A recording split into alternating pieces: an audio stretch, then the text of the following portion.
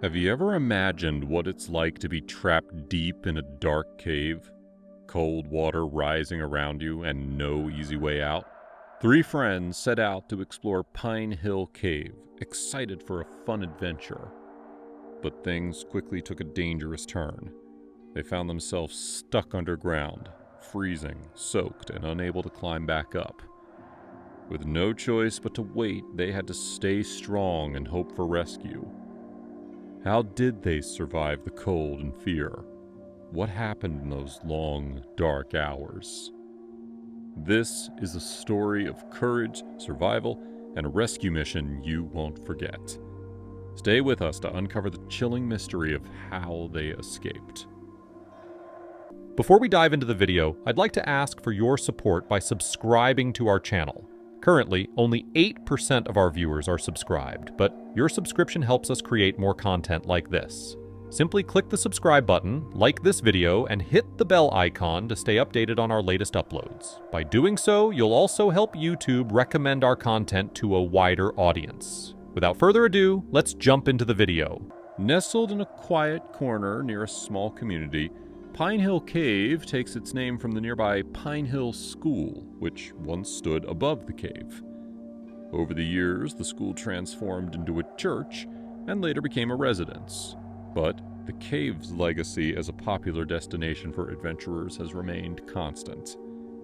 On weekends with good weather, the cave is often crowded with people for activity, as several groups may be exploring its vast, winding passages at the same time.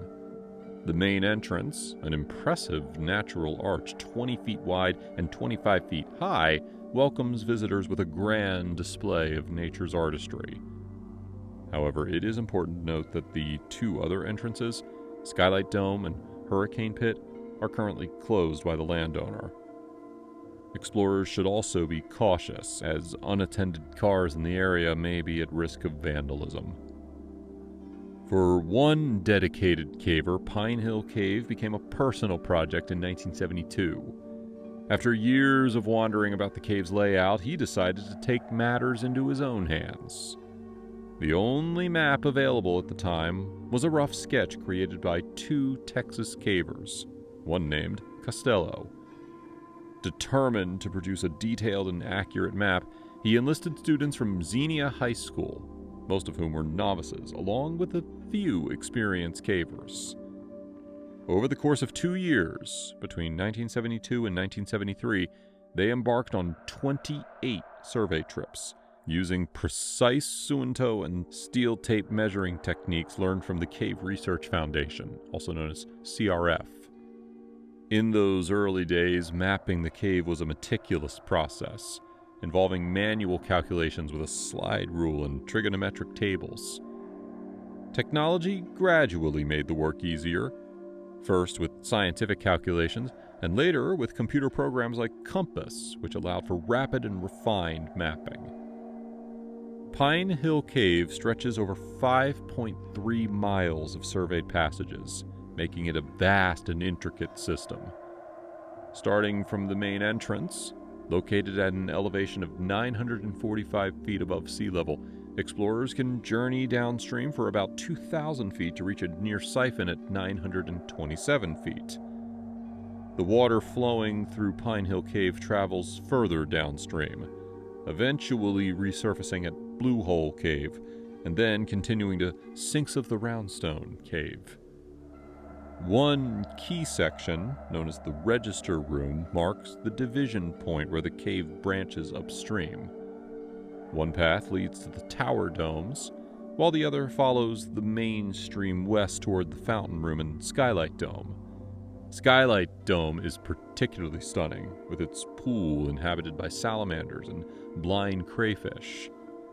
Visitors are often captivated by the beam of sunlight streaming down from above, creating a surreal and breathtaking sight. Another notable feature, the Birth Canal, is a narrow passageway that adds an extra layer of challenge to the adventure. Now, further upstream, the cave's floor rises with a series of small waterfalls, leading to a grand passage that opens up to 35 feet wide and 40 feet high. The loud sound of a hidden waterfall echoes through the cave, adding a sense of mystery and excitement. Beyond the waterfall lies a massive breakdown area, where explorers can find the largest flowstone formation in the cave. Climbing the waterfall leads to the Rain Room, another large dome filled with the sound of dripping water. For those willing to squeeze through tight spaces, areas like the Squeeze Dome offer a challenging path to even more canyons and breakdown sections. Pinehill Cave is more than just a system of tunnels and chambers. It is a place of discovery and wonder. From towering domes over 100 feet high to winding canyons carved by flowing water, the cave offers a unique experience for all who enter. The intricate rock formations, sculpted by centuries of water and time, add to its beauty and allure. Whether navigating the stream passages or climbing through narrow crawls, explorers are sure to be captivated by the cave's natural splendor. For those daring enough, leaving the cave with no lights provides a thrilling, unforgettable challenge. Pinehill Cave is not just a place to explore. It is a journey into the heart of the earth, filled with memories waiting to be made. On the crisp morning of February 14, 1983, three adventurous friends, Anthony Harold, George Stake, and Alex Kawa, prepared for an unforgettable caving experience. Their destination was Pinehill Cave, located in Rockcastle County, Kentucky, a well-known cave system stretching over 5 miles. Famous for its flowing streams, cascading waterfalls, and smooth, sculpted rock formations. The trip was more than just a casual outing. It was their first deep dive into the world of caving, a chance to explore the underground wonders of nature, and an opportunity to strengthen their bond through shared adventure. The group had carefully planned their trip days in advance, excited to experience the thrill of exploring the dark, winding passages of Pinehill Cave. They had reserved a campsite nearby, ensuring that they could park just a short distance from the cave entrance. After finishing work, they loaded up their car with the necessary gear: helmets, headlamps, extra batteries, food, and warm clothing. The air buzzed with excitement as they set out for Mount Vernon, Kentucky, sharing stories and laughter during the drive. For these caving novices, the journey was just as thrilling as the destination. Upon arriving at the campsite, the three friends quickly set up their base and then drove to the cave entrance. It was mid-morning, and the sun was shining brightly. The sight of the large, imposing archway that marked the entrance to Pinehill Cave filled them with awe. They geared up, double-checked their supplies, and stepped into the dark, cool expanse of the cave. The thrill of the unknown drove them forward, and they were eager to uncover the cave's secrets. As the three friends ventured deeper into the cave, they followed a path that led upstream. The tunnel was narrow, forcing them to stoop low as they moved forward. They had to bend their backs and shuffle carefully, the cool, damp air pressing around them. In some spots, the space became even tighter, and they had to crawl on their hands and knees. The rough, cold rocks scraped against their palms and knees, but they didn't mind. Their excitement and curiosity kept them going. Despite the physical challenge, they were filled with wonder. The cave walls were smooth and shiny, carved by water over many years. The sound of rushing water echoed through the dark, making their hearts race. It grew louder as they came to a series of small waterfalls. They climbed over the slippery rocks, feeling the cool spray of water on their faces. Each step was a thrilling test of balance and strength, and they couldn't help but smile at the adventure they were living. Soon, they reached a large canyon-like passage. Here, the ceiling rose high above them, almost like a natural cathedral. The walls were shiny, polished smooth by centuries of flowing water. They paused, gazing in awe at the beauty around them. The space was wide and open, a stark contrast to the tight passages they had just crawled through. Although the cave didn't have many large formations, the few flowstone columns and domes they saw were breathtaking, like frozen waterfalls made of stone. They continued their journey, their footsteps echoing through the vast cavern. But as they moved forward, the passage began to narrow again. The walls closed in and the ceiling dropped lower, forcing them to crouch. Realizing that they could go no further, the friends decided to turn back. Now, even though they had to retrace their steps, they were still excited. The adventure wasn't over yet, and the mysterious, winding caves still had more surprises waiting for them. Their plan was to exit the cave through a horizontal passage that connected to the bottom of a 165-foot pit that they had just descended. As they made their way toward the lower entrance, they discovered that the passage was blocked by debris. Undeterred, they began digging, hoping to clear a path. However, the task proved more difficult than expected, and they soon realized that their only option was to return the way they came. Now, this is where their excitement turned into concern. None of them had brought proper vertical climbing gear. They had descended the pit with the expectation of exiting through the horizontal passage and were unprepared to ascend the rope that they had used.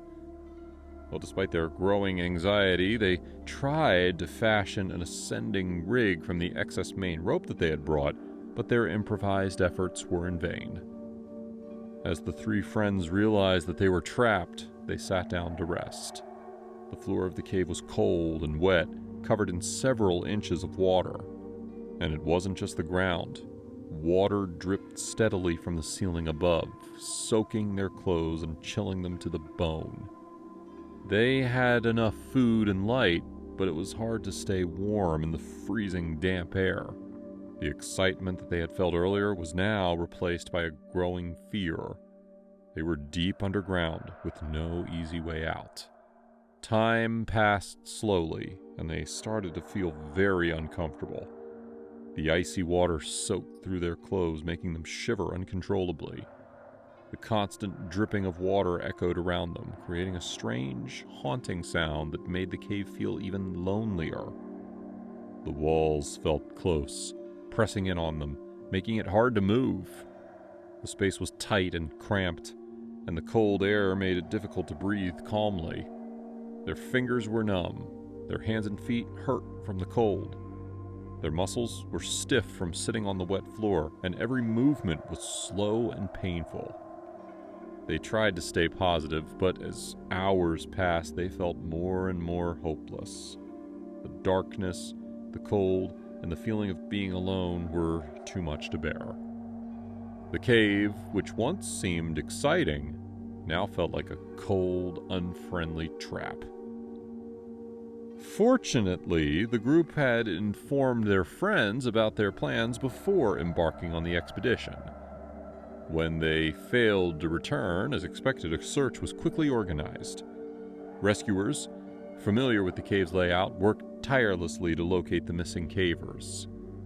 At 9:30 a.m. on February 15th, nearly 22 hours after the group first entered the cave, rescuers finally found them. Now, seeing the main rescue team made them feel relieved. The cavers were tired, cold, and starting to get hypothermia, but they were alive. The rescuers checked their condition and stated to carefully bring them out of the cave. This gave them space blankets and coffee to help warm their bodies before carefully guiding them out. Within an hour, all three cavers were safely out of the area and transported to a nearby hospital, where they were treated for hypothermia. Though shaken by the ordeal, they were deeply grateful to the rescue team for their swift response and expertise. The experience left them with a newfound respect for the power of nature and the importance of proper preparation in caving. This cave adventure teaches an important lesson about preparation and safety. When exploring caves, it is crucial to be ready for the unexpected. Sometimes the plan to move through a cave from one entrance to another, known as a through trip, might not work out. In those moments, having a backup plan can make all the difference.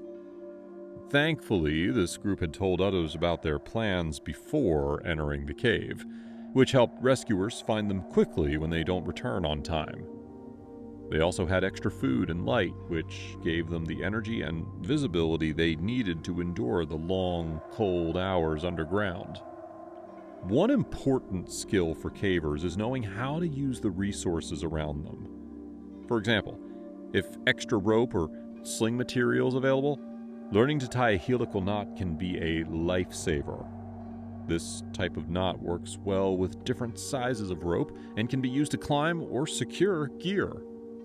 It's a reminder that even the best adventures require careful planning, basic survival skills, and knowledge of the tools needed to handle emergencies. In the end, what could have been a tragic situation turned into a valuable lesson. The three friends were rescued thanks to their quick-thinking friends and the skilled rescue team. They walked away with a deeper respect for the power of nature and the importance of being prepared. This story is a reminder that while the thrill of exploring caves is exciting, safety should always come first. Thank you for joining us on this incredible journey through Pinehill Cave, where adventure, danger, and survival come together in an unforgettable experience.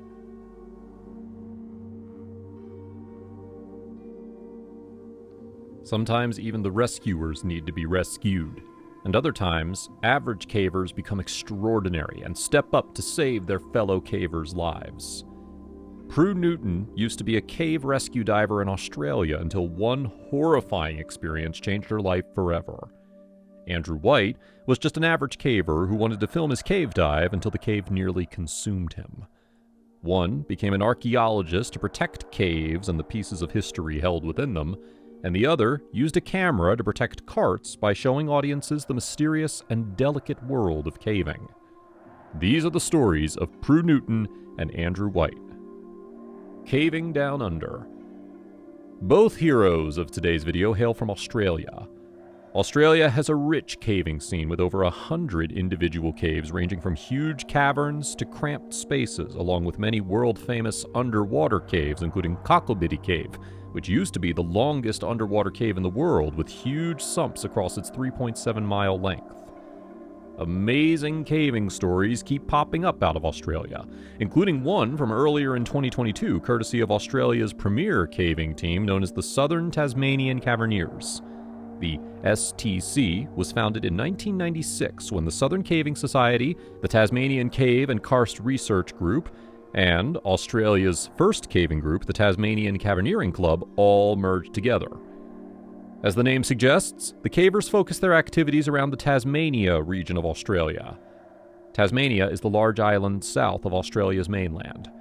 The caves in the Tasmania region are mostly swallets or sinkholes where rivers and other bodies of water diverge into the ground below. That means almost all of these caves have water elements, making them more challenging to traverse and even more deadly. Tasmania is also colder than other parts of Australia, which makes the deep crevices of the region's caves even more unforgiving. The Southern Tasmanian Caverniers wear special thermal underwear to create another layer of protection against temperatures which can be just barely above freezing. The group has their own journal, and they also undergo research missions. On July 31, 2022, the Southern Tasmanian Caverniers made a new groundbreaking discovery while they were researching the Niggly Growling Swallet cave system. This system is part of a wider group of caves known as the Juni Florentine area in Mountfield National Park, which is home to 6 of Australia's deepest caves. Earlier in the year, the Caverniers realized they discovered a brand new cave they called the Delta variant. The cave and its sections were all named after the recent pandemic. The STC then spent over 6 months attaching ropes and anchors to the new portions of the main cave. Each trip into the cave took a toll on the cavers. The entrance to Delta variant was very long and very cramped, and once they got past this portion, they had to work suspended over a black, unknown abyss as they slowly set ropes and anchors in their new cave in preparation to complete a full exploration. The day of the full journey came, and above-ground snow was melting into the cave, making rock faces slippery and frigid cold. The cave enters into a tight, crawling section that terminates into a long, vertical shaft with a sloped floor and a small junction into an even longer drop-off dubbed Daily Cases that extends 534 feet down. The next portion is yet another extremely tight crawl that ends in one more vertical climb. At the bottom of this last vertical portion, they discovered Delta variant connected to the wider Niggly Cave system. This new entrance was over 13 feet above the previous tallest entry point to the cave. That means the team extended the total height of the cave, breaking its own record to remain the deepest cave in Australia, stretching 1,312 feet into Earth's crust. This was an exciting story from the largest caving team in Australia. However, Australia's caves aren't always so uplifting. Prew Newton, saving people and caves. Prew Newton grew up in Australia where she gained a love of history. She majored in history and archaeology, and she learned how to scuba dive. In 2011, she was working with crews during a sailing race when the weather started to turn. One of the yachts fractured their keel and capsized. The raging waters swept unsuspecting passengers into the turbulent waters, while some people were still getting some shut-eye below deck. Much of the crew were without life support and totally unprepared for the sudden life-or-death situation confronting them. Hours started to tick by as the temperatures dropped to hypothermia levels as the currents continued to swell. With quick thinking and good coordination, Newton and the Coast Guard rescued the whole crew alive. That was the moment when she knew she wanted to be a rescue diver. Her adventurous spirit took her to Ireland, where she worked as a diver. And while she was there, she learned how to be a confined space rescue diver, getting her specialty in wreck diving. Her career progressed, diving deep into the claustrophobic expanses of underwater caves, saving lives and exploring shipwrecks, until one fateful day. She was tasked with saving 2 divers lost in a relatively long submerged cave. Guiding lines were laid out and time was slipping away. She suited up and took the plunge. Within the confines of the cave, any wrong move could be disastrous. She was over 300 feet into the rescue operation inside a 500-foot-long cave when her diving gear seized up. Newton frantically adjusted her gear looking for the problem. The struggle was draining her air as she started losing buoyancy and sinking. Maintaining buoyancy is critical for rescue missions. Her gear could weigh over 40 pounds, including additional oxygen tanks for the trapped cavers. If any of them needed to be guided out, their weight would put tremendous strain on her. And that's if she had good baseline control of her buoyancy. If she was already struggling to swim on her own, it could spell death for the other cavers. Plus, any additional strain would lower her oxygen even more. She could find herself in a scenario where she would have to let them go and swim away as they faded away behind her. Or they could panic and try to fight her, bring a violent end to one or all of them in this cave that was as calm as a coffin. By the time she corrected her gear malfunction, her oxygen was almost empty, but it was too late to turn back. She approached the 2 cavers she was tasked with saving. The first had already been taken by the cave, and the other was barely conscious, confused by the lack of oxygen and harsh conditions in the deep black expanse of the underwater cave. It would take hours to call for another rescuer with functioning equipment into the cave, so Newton had a terrible choice: risk her own life or sacrifice the trapped caver. The choice was clear. Newton started guiding the caver toward the rescue line.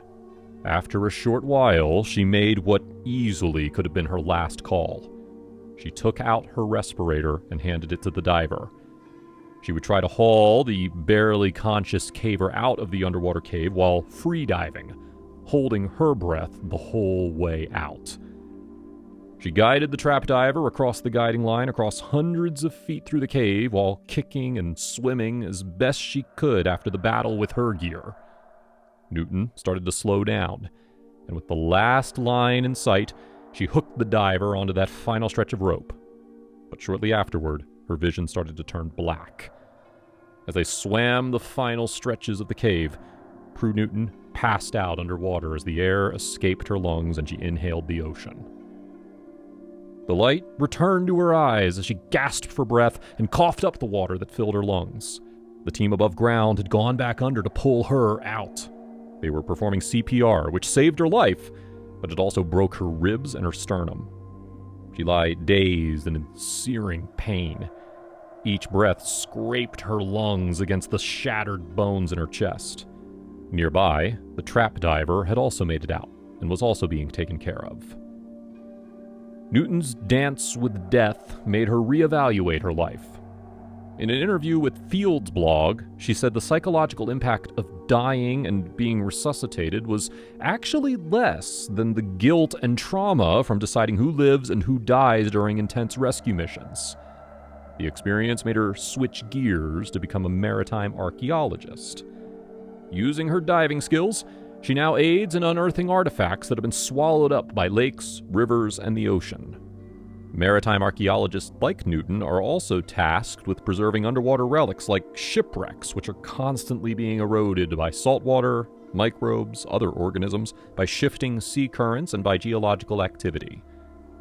The work of maritime archaeologists like Newton has uncovered evidence of human ancestry in Australia that's over 60,000 years old. Many of these artifacts have been unearthed in both submerged and regular caves. Her story shows that archaeology is a strong second choice for cavers who love the thrill of exploration, but want to skip the dangers of mapping new, unexplored routes. A film director is born in Panikin Plains Cave. Andrew White was one of the most famous cavers in the world. He got his start caving thanks to a school trip into the Viaduct Cave that was formed by an inactive volcano. White was an avid splunker in his off time, and he worked for an agricultural company to make ends meet. Camera technology started to improve in the late 80s, and that gave White an idea. Andrew White wanted to push his limits and film a cave dive in the Panikin Plains Cave. Panikin Plains Cave is located in the Null Arbor Plain of Australia's southwestern coast. This part of Australia is a massive expanse of flat land where there are almost no trees in any direction. This desolate, almost alien landscape bears the largest area of surface limestone on Earth, extending over 77,000 square miles. The Panikin Plains system goes as deep as 2.2 miles beneath the Earth's surface, with over 90% of the cave submerged underwater. White wanted to push past the known limits of the cave to explore even further than ever before, and he wanted to do it while being filmed. The crew got physical exams to make sure they could withstand the stress of the journey, and they were warned that at least one person would likely die or suffer from decompression sickness that would send bubbles of nitrogen into their bloodstream, causing a blood clot and permanent injury. The team knew the risks, but they believed in White. The day of filming arrived, and White and his film crew descended into the cave. The first portion of the cave went smoothly, but White and his team only made it around a third of a mile into the cave when they started to realize something was wrong. This was well before the point where the cave was supposed to get dangerous, but below ground, they had no idea that just overhead on the final day of their mission, a storm kicked up on the surface. Winds started whipping across the barren Null Arbor Plains, reaching speeds of over 60 miles per hour, just barely under the threshold of a Category 1 hurricane. The dry plains get on average only 1 inch of rain per year, but this storm was unleashing over 2 times that amount in only 25 minutes. The exposed limestone surface above meant the water had no diversion, no rivers to fill. The thin layer of dry, above-ground dirt couldn't resist the flow of rainwater pooling on the plain's limestone surfaces. Nowhere to go but straight down into the cave. As the rain began to surge into the cave, rocks and soil started flooding in as well. 2 members of the team near the rear of the line were able to escape the cave just in time. The disaster gained momentum, and in moments, White and 12 other crew members were sealed into the cave as the entrance partially collapsed under huge amounts of rubble. You might think knowing that 2 of their members got out should be enough to calm their nerves. They would have a rescue crew out ASAP, and it would be a simple waiting game. But the storm's fury wasn't just impacting the cave's entrance. Small cracks, not usable as entrances for cavers, were still big enough to allow water to enter deeper portions of the cave. White stood above a cliff with fellow diver Vicky Bonwick as they watched the waters below. Panikin's miles of water started inching closer and closer to White and his crew as the cave started to flood. The water below them started to gain momentum as it surged into a raging river below ground. The force of the flood broke more rock along its path as it reshaped Panikin Plains Cave right before their eyes. The exit was still technically accessible. A rope swung violently from where the original entrance was, but rocks continued to tumble down the vertical shaft, making it almost certainly a death trap. Vicky lost all hope and sat staring off into space as deep roars shook the whole world around them. They were all there for White. They came to support him and to see his exploratory and artistic vision through to the end. Seeing hope drain from his friends and partners, White steadied himself and rallied them. White wasn't going to sit back and wait for the roof to collapse or the water to drown them. He was going to risk being crushed by the surging landslide at the cave's entrance and climb through the fallen rocks. Some of the crew either rejected the plan or lacked the skill required to pull off the daring feat, so they stayed behind. White, and those who followed him, latched onto the ropes and began making the dangerous ascent out of Panikin Plains Cave. They fought against the rain as it battered their eyes. They moved as fast as they could, slipping on the wet rock and sliding on the mud that covered them, weighing them down. Their gear was made for diving, not for these sorts of hybrid environments. But they battled past the threat of hypothermia. They avoided the rocks, and they climbed out of Panikin Plains Cave. Once on the surface, White contacted rescue crews. Without taking a break, he rallied himself and climbed back into Panikin Plains to lead the rescuers to the remaining cavers who stayed behind. The whole process took extra time because of the storm, and they had to re-navigate since portions of the cave were now blocked or rearranged from the cave-in. After 27 hours, the rest of White's team made it out safely. The crew let the cameras roll during portions of the harrowing ordeal, and although it wasn't the vision he originally had, White turned the footage into one of Splunking's most important films, Null Arbor Dreaming. This dramatic rescue story was also a turning point for White. He left agriculture and went on to become a journalist, screenwriter, and producer. He used cameras and his writing to tell stories of life and death, to shine lights into the dark abyss below the ocean and into the hearts of caves. And he showed how each of us has a responsibility to protect these pieces of underwater history. His works include the 2011 cave diving thriller Sanctum, and he also wrote documentaries as he explored underwater shipwrecks like the German battleship Bismarck that sank in World War II. And he explored the Titanic in the film Ghosts of the Abyss, where his team used drones to reach the wreckage of the worst maritime disaster in human history. Both Newton and White overcame death beneath the cold carts and icy waters. They later worked to protect caves and highlight humanity's close connection to these mysterious underground passages. If you're a splunker in Australia, you can check out the Austria Speleological Federation's Karst Conservation Fund, which provides financial support for even small-scale caving projects that help clean, protect, and restore the karsts and caves of Australia. Thanks for watching today's exhilarating life-or-death cave rescue stories. Have you ever visited Australia's caves? Let us know in the comments section, and like the video if you've seen any of White's films. Don't forget to subscribe for more heart-pounding true stories coming soon.